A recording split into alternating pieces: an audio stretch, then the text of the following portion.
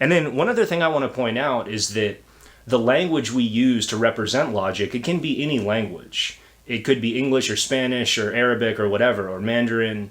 We're of course using English because we're in a English speaking country, right? So that's the main language to use. But I want to also convince you that logic is deeper than language. It's actually more like math, right? It's more like music or math, right? 2 plus 2, no matter how you represent those numbers, that's always going to be real in the sense that 2 plus 2 will always equal 4. And it doesn't matter what language you use to represent it. That's true in all cultures. The logical principles that we've studied, some of the things like modus tollens and modus ponens and those kind of arguments, are the same. The structure of logic remains the same, even if the language is different. Concepts can be represented in different ways, while the underlying logic is the same. And so I know that many of us in this area living close to Mexico speak a little bit of either you're bilingual and you speak Spanish or English, or you at least know a little bit. So I wanted to use some examples from Spanish and English to make this point. And if you look at the course reader, or sorry, the supplemental blue reader I just showed you earlier, you can see I give some examples here, right? And I think one of the fascinating things about those of us who have studied 2 languages, and I only know this with Spanish and English, but many of you who've studied other language, I'm sure it's similar.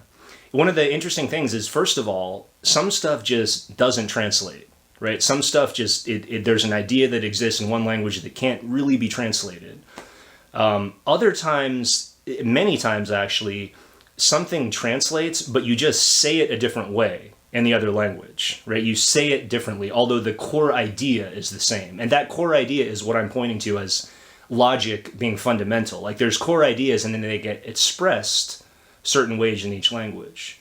So the examples I have here are, one common one for people who are starting to learn Spanish or English. You realize that, and I just use the word, right? The verb to realize in Spanish is darse cuenta, right? It's not realizar. Right? There is a verb, realizar, in Spanish, but it means something different. But if you want to say like you had a realization, like you realized something, it would be in English, you say, I just realized that I have to go to the store. And in Spanish, it would be darse cuenta. Right? And so, again, we could represent that idea of to realize in other languages as well. And if you translate it directly from the Spanish, right, again, this is from the perspective of an English speaker who's a native English speaker, me, right, it would be to give account of something, which kind of makes sense in English, like realizing is giving account, but we don't say that, right? You just don't say it. The way it's said in English is to realize, and the way it's said in Spanish is darse cuenta, para darse cuenta. And so that's just one of many, many examples I could give, right? Cut to the chase, vete al grano, to get away with it, para salirse con la suya. And there's all sorts of expressions like that.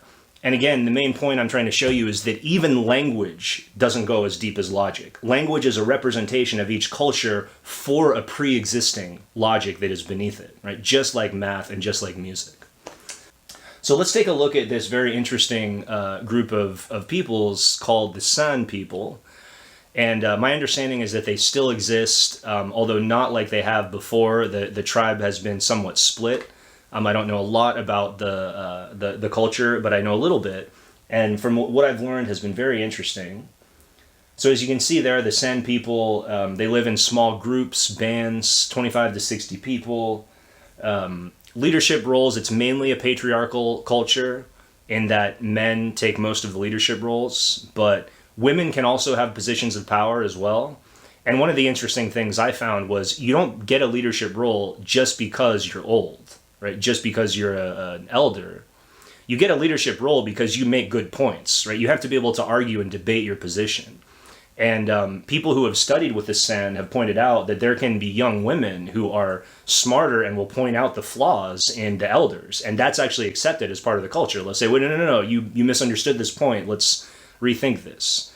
Right? So they also value rational debate, which is something that's very much sort of ensconced in the Western culture, going back to the Socratic method that we studied earlier, right? That kind of question and answer technique and debate. And then, as I mentioned before, although logic exists in these other cultures, it exists in a way that has a different goal. So because these are tribal peoples who do a lot of wandering and actually many of the members of the groups can change groups frequently based on intermarriage and trade and things like that. Their focus is mainly hunting, right? So they're using logic because that's how they live, right? That's how they get their food. So their logic is used primarily in hunting. And then also in social relations, because as I said, given the constant connection between different groups, they'll have to reason with each other about various things as the groups meet, right? So some of their reasoning is more based on that human connection. So let's look at some specific examples. So first of all, in their hunting, the San will often look at animal tracks, and then based on previous knowledge and information, they'll make inferences to the future, right? This is a core, as we learned in chapter 1, this is a core aspect of being logical. You take known information and you infer and eventually create an argument about the future, right? And so if you look on page 6 in the blue supplemental reader, you'll see a couple examples of arguments that they make about tracks that different types of antelope leave, right? So in the first case, well, these animals' joints stiffen and they can be hunted down for this reason. Animals that leave these kind of tracks in the dry season can be run down, right? So it's important to note that it's not that the San are writing out these arguments as I've written them here. I've tried to convert them to the language of the class so that you understand the point better, right? But they're still making those arguments in their heads, or when they're debating it among the groups. They'll find a track and they'll start debate. Okay, well, this track has this feature. This means we need to go over here. We need to do that, right? So the logic ensues in that way among the San.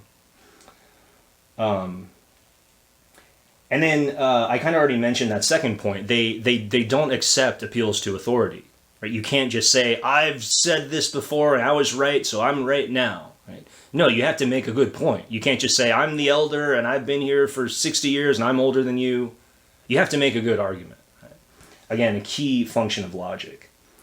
And then going back to that point that some of their logic is about interacting with the other people and other tribes and other groups, they will often share food. Because logically you might think, well, if I care only about myself, I'm just going to make an argument that like the more food the better, I'm going to keep the surplus for myself. But what they reason is they say, well, the tables could turn because the reason why I have a surplus now is based on a lot of factors outside of my control.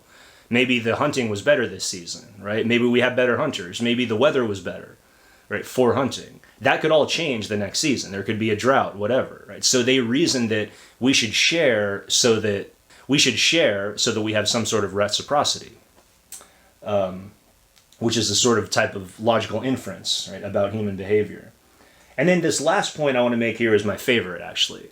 You'll hear me talk a lot in this class about a fallacy or a mistake in reasoning, and I can't remember if it's in chapter 6 or 7, but this particular fallacy is called correlation is not causation, sometimes also called the false cause.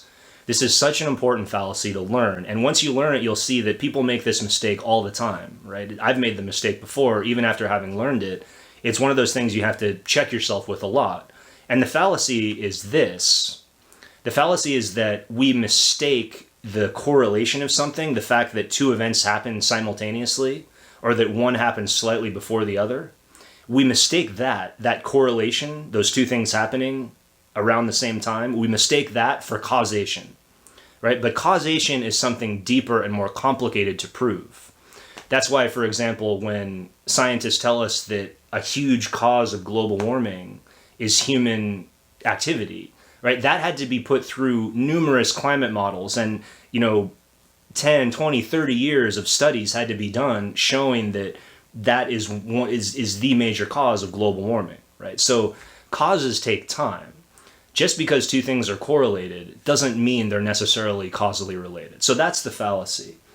There's kind of just a simple example on that slide there. You can see the picture with the sun and the ice cream and the sunburn.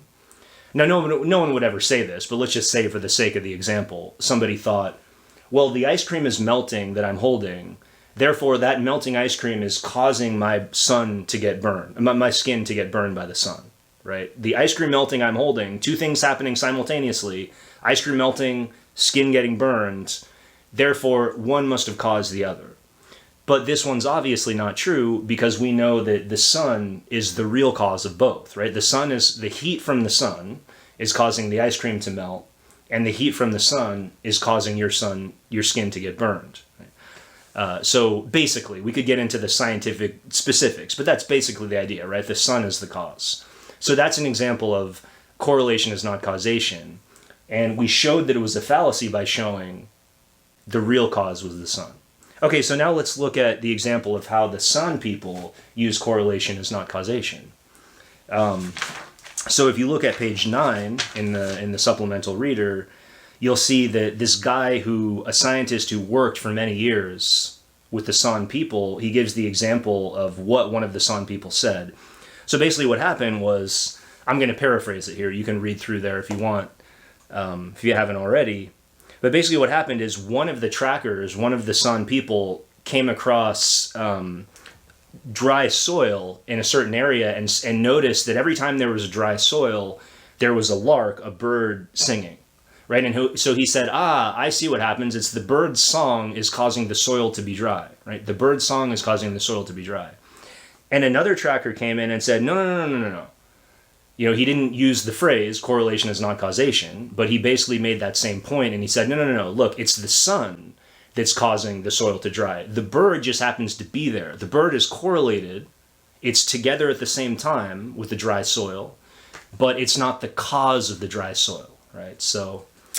Anyways, I really like that example because I think that's such a common fallacy.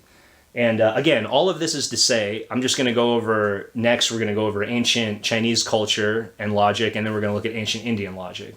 And if you get lost in some of these examples, remember my main point is just to show that logic is used universally, as in meaning that it is used all across the world in different cultures of different types, right? Logic is an important feature just like math or music of every culture.